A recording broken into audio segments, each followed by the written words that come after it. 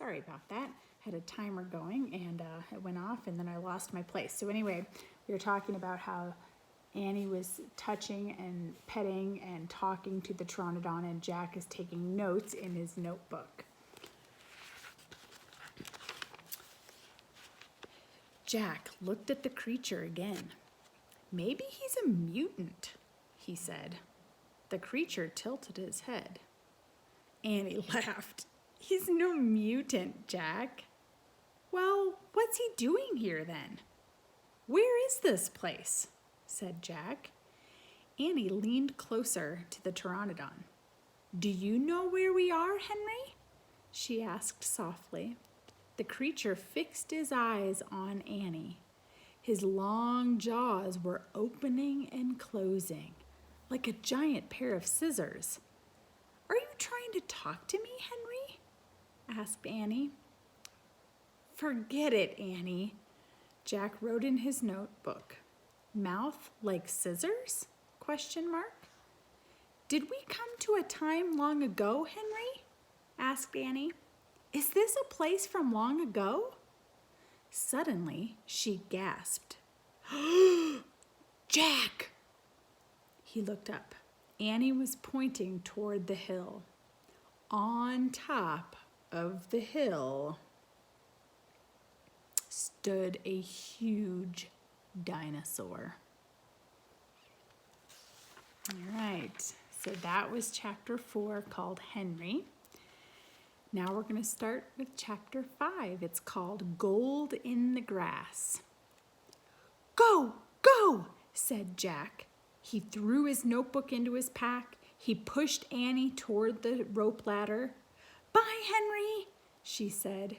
"Go," said Jack. He gave Annie a big push. "Quit it," she said.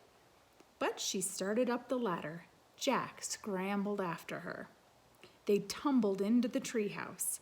They were panting as they looked out the window at the dinosaur.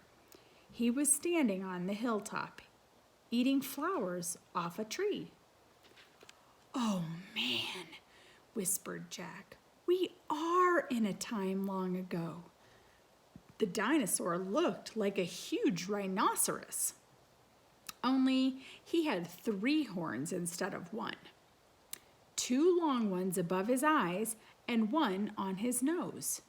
He had a big shield-like thing behind his head. He had Triceratops, said Jack. "Does he eat people?" whispered Annie.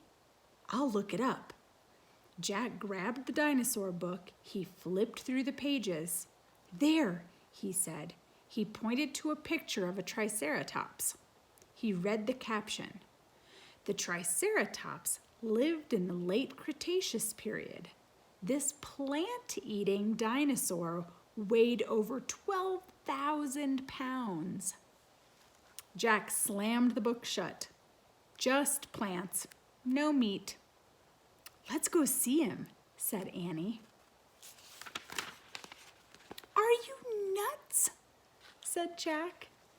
"Don't you want to take notes about him?" asked Annie. "We're probably the first people in the whole world to ever see a real live Triceratops." Jack sighed. She was right. "Let's go," he said. He shoved the dinosaur book into his pack. He slung it over his shoulder and started down the ladder. On the way down, Jack stopped. He called up to Annie. "Just promise you won't pet him."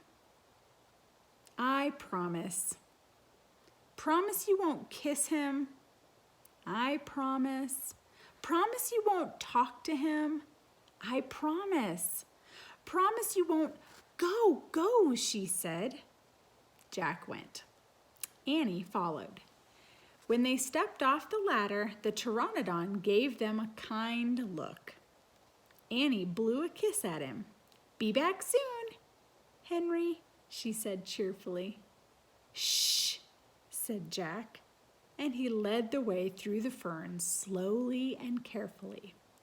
When he reached the bottom of the hill, he kneeled behind a fat bush. Annie knelt beside him, and started to speak. Shh! Jack put his finger to his lips. Annie made a face. Jack peeked out at the Triceratops. The dinosaur was incredibly big. Bigger than a truck. He was eating the flowers off a magnolia tree.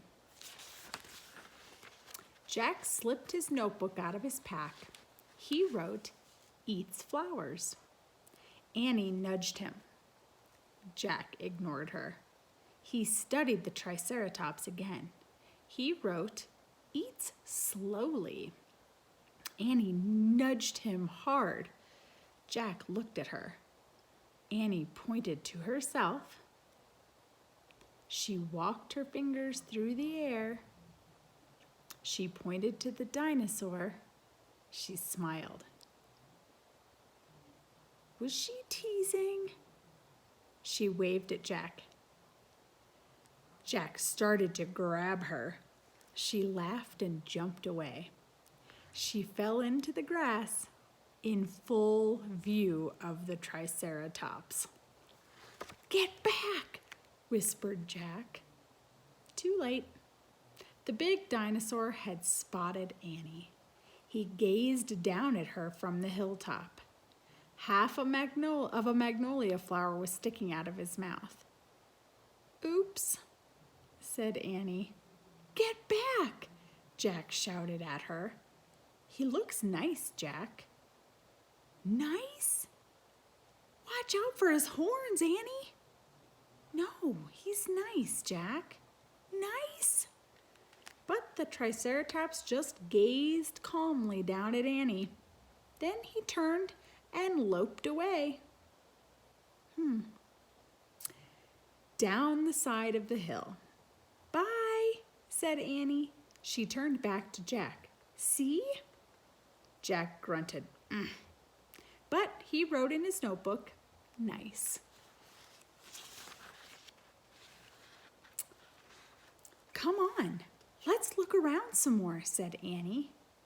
As Jack started after Annie, he saw something glittering in the tall grass. He reached out and picked it up.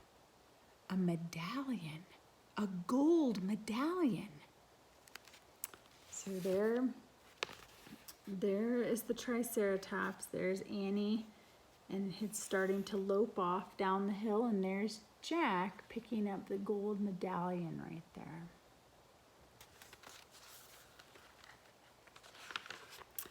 A letter was engraved on the medallion, a fancy M. "Oh man, someone came here before us," Jack said softly. And that is the end of chapter 5. So we'll pick up with chapter 6 tomorrow. Hope you guys are doing well. And I look forward to talking to all of you sometime this week. All right. Have a great day. Bye.